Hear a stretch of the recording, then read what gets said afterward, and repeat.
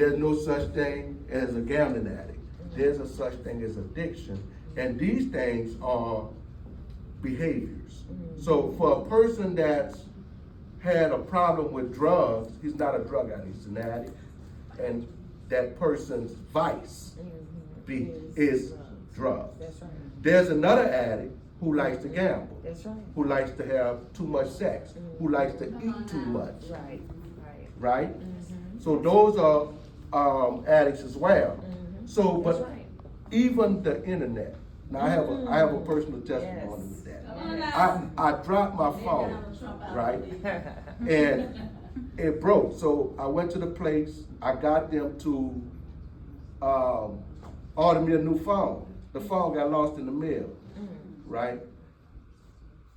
Immediately after I dropped the phone, though, I was going through withdrawal. Yes, sir. Like I just, like my whole world crashed down. That's right. I actually had to go buy another phone, right, to be able to function, because I went like 4 days without it, and it just wasn't pleasant for me. So it just shows me that, you know, that this thing called addiction is something that it's a behavioral thing, Yes, sir. right?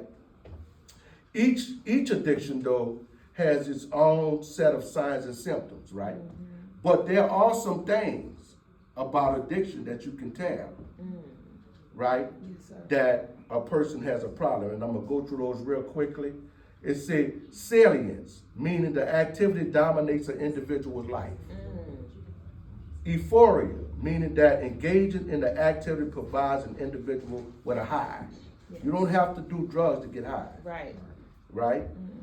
Tolerance, meaning that the time spent doing the activity has had to be progressively increased to reach the high. At some point, just a little bit of time on the internet don't satisfy me. No. Exactly. I got to have more time. Right. Right? At some point, eating one cookie out the bag don't satify me no more. Right. I say I'm gonna eat 5 of them, then the next thing you know, I'm crumbling the bag up. That's seeds, brother. Right? So withdrawal symptoms, meaning that stopping the activity altogether results in unpleasant emotions, That's right. right? Yes, sir. And physical effects, right? So, you know, when we go through the withdrawal, and that's important because I'm gonna talk about that after I get through these and how that works with dopamine, right?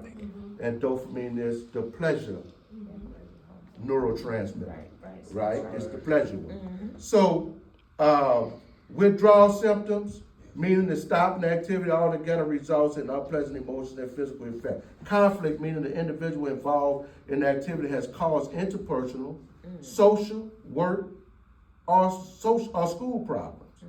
Relapse and reinstatement, meaning that despite the efforts to stop, individuals resume the activity with vigor, suffer negative consequences, and neglect home, work, or school responsibility. So for the same person that do drugs and lose their life, lose their family members, the same thing happened with the gambler.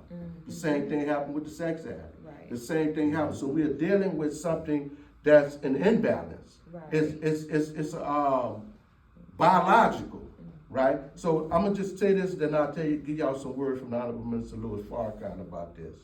So, dopamine. So we get the word dope, you know they call it dope on the street. It's actually named after the neurotransmitter because it's the pleasure. Yes, sir. So they call it dope. Man, he on that dope out there. Gotta have it, right? But what happens with the process of dopamine is this. When you do drugs or whatever you do, whatever your vice is, it increases the dopamine in the body. And it shoots it way up because we're doing too much of it. Right. Right? And when it start coming down, we start experiencing those withdrawal symptoms I just talked about. Those uncomfortable emotions and instead of going through the emotions, going through the process, we go do what? Get some more. Get another hit. See, then guess what happens? We become dependent on that to make us feel good. That's right. And that is the only thing, because we have, and what happens with the withdrawal process, after we have reduced the dopamine, it gets depleted. So we got to stay high. Right. Right? So when we go through the withdrawal process, if we go through the process The more we resist, the stronger we gonna get. That's Because right. the body is getting itself back Right. to its normal state. Right. But every time we interrupt that process, Right. we have to start all over. again. Right? So I'm gonna say this sir. real fast and I'm gonna get down because here's what the Honorable Minister Louis Farrakhan said. So this happened in 1972. The Soul interview by Ellis Hazlitt. I think I'm pronouncing it right, okay? The brother asked the minister, he said, what I would like to ask you also about the use of drugs. There are so many brothers who are strung out on drugs today. It's probably the statistics saying that would be one of the most destructive forces against black people, the drugs. So we know how they get in our community. They knew just what they was doing in that laboratory, right? That's right. So one of the destructive forces against black people in quite a long while. I've never been on drugs, and so I don't understand the syndrome. That goes down, but a lot of brothers have difficulty coming off it. They use it, then they go off, and then they begin reusing it again. Yes, how do you deal with that? If an addict comes, a clean addict comes to the Nation of Islam that begins to use again, how is he dealt with? I mean, is he expelled from the nation, or what do you do to encourage people to assist themselves? Here's what the Honorable Minister Louis Farrakhan had to say.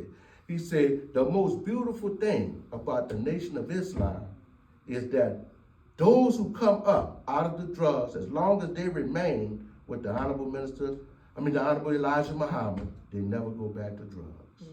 Praise be to God. He said, as long as they remain with him. Right, right. See, That's right. not say come to the mind. He said, as long as they remain with Teach.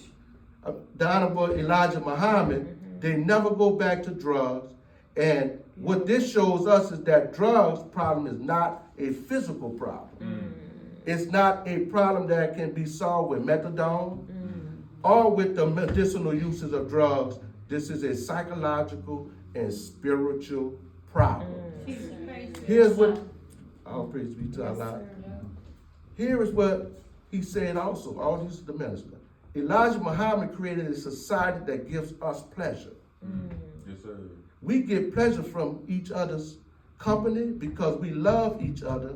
As the Bible said, behold, how good and how pleasant is it for brethren to dwell together in unity. So when we have this union of the brotherhood, it makes us feel good. Yes, But it's real. I can reach out and touch my brother. I don't have to dream about brotherhood.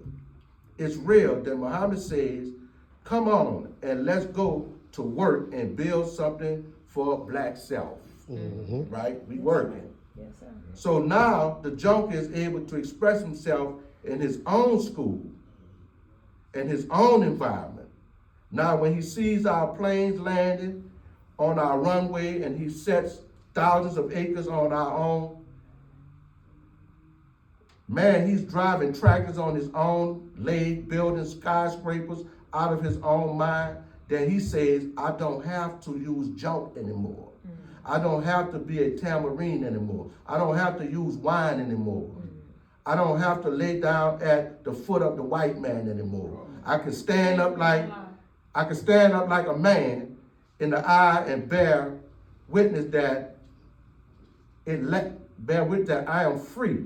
I'm a free man from drugs in the world of reality that Muhammad drugs speak. He said the American scholars and social scientists admit that the Honorable Elijah Muhammad's drug program is the best. The best. The best. The best. So, with that being said, is here at Muhammad's Mouth, we have an addictive behaviors program where we deal with people who are on drugs. We have a lot of success with it. And also, because we know that we are the solution for our people, we have a program that we are starting called the Center for Peace, Public Health, and Safety, right? We have an office right down the street that we set up, right, where we're going to be engaging and solving our people's problems the way that the Honorable Elijah Muhammad taught us, Yes, sir. right? So we have a center that we're going to be dealing with that. So I just wanted to bring that before you. because I know that some of us, right, the doctor telling you, if you don't leave that sugar alone, we're gonna cut your leg off.